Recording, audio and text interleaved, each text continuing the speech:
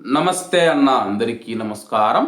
కువైట్లో జనవరి 17, 1991 సంవత్సరం తెల్లవారుజామున 2:39 ఆపరేషన్ డెజర్ట్ స్మార్ట్ ప్రారంభ దాడులతో కువైట్ ఆకాశం వెలిగిపోయింది. మొదటి 24 గంటల్లోనే 1000కి పైగా వైమానిక దాడులు ఒకే స్పష్టమైన లక్ష్యం వైపు ప్రారంభించాయి.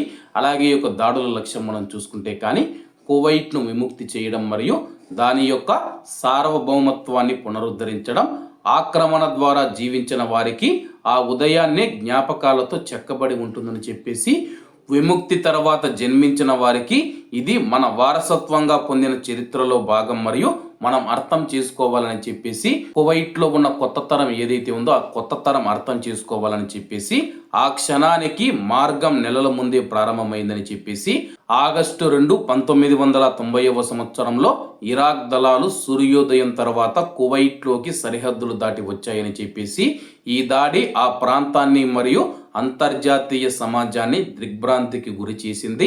ఐక్యరాజ్య సమితి ఈ చర్యను వెంటనే ఖండించింది మరియు దౌత్య ప్రయత్నాలు విఫలమైన తర్వాత ఐక్యరాజ్య సమితి భద్రతా మండలి జనవరి 15, 1991 నాటికి శాంతియుతంగా ఉపసంహరించుకోవాలి లేదా యుద్ధాన్ని ఎదుర్కోవాలని చెప్పేసి తుది గడువును జారీ చేసింది. కానీ ఇరాక్ సైనికులు ఏమాత్రం తగ్గలేదన్నమాట. గడువును పాటించకుండా వాళ్ళు గడువు దాటిన తర్వాత అంతర్జాతీయంగా మనం చూసుకుంటే ఒక నిర్ణయం తీసుకుని ఆ నిర్ణయానికి కట్టుబడి ఆ యొక్క నిర్ణయాన్ని అయితే అమలు చేయడం జరిగిందనమాట. జనరల్ నార్మర్ స్టార్క్రోఫ్ నేతృత్వంలోని అమెరికా సైన్యం మనం చూసుకుంటే 39 దేశాల అమెరికా సైన్యం మనం చూసుకుంటే కువైట్ దేశాన్ని రక్షించడానికి 4,70,000 మంది అమెరికన్లతో సహా 6,70,000 మంది కంటే ఎక్కువ మంది సైనికులను అయితే మోహరించడం జరిగింది. జనవరి 17న వైమానిక ప్రచారం ప్రారంభమైంది. కొత్త సైనిక సాంకేతాలు మరియు యుద్ధాన్ని చూసే కొత్త మార్గం, ఉపగ్రహ లక్ష్యం, ఖచ్చితమైన మందుగుండు సామగ్రిని ప్రవేశపెట్టిన తర్వాత 6 వారాల దశనైతే ప్రారంభించడం జరిగింది. మొదటిసారిగా ప్రపంచవ్యాప్తంగా ఉన్న పౌరులు దాదాపు నిజ సమయంలో సంఘర్షణను చూడటానికి ప్రత్యక్ష టెలివిజన్ ప్రసారాలు చూడడం జరిగింది. గల్ఫ్ యుద్ధంలో మనం చూసుకుంటే మహిళల పాత్ర కీలకమన్నమాట. 33,000 కంటే ఎక్కువ మంది అమెరికన్ మహిళలు ఎవరైతే ఉన్నారో వాళ్ళైతే ఈ యొక్క యుద్ధంలో పాల్గొనడం జరిగింది.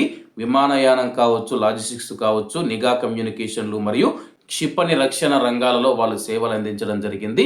కువైట్ దేశం ఇప్పుడు ఇలా ఉందంటే కానీ అప్పుడు అమెరికా సైనికుల ప్రాణత్యాగాలు కూడా ఉన్నాయని చెప్పేసి గుర్తు చేసుకుంటున్నారు. కాబట్టి అందరూ బాగుండాలి, అందులో మనం ఉండాలి. అందరికీ నమస్తే అన్న, జై హింద్.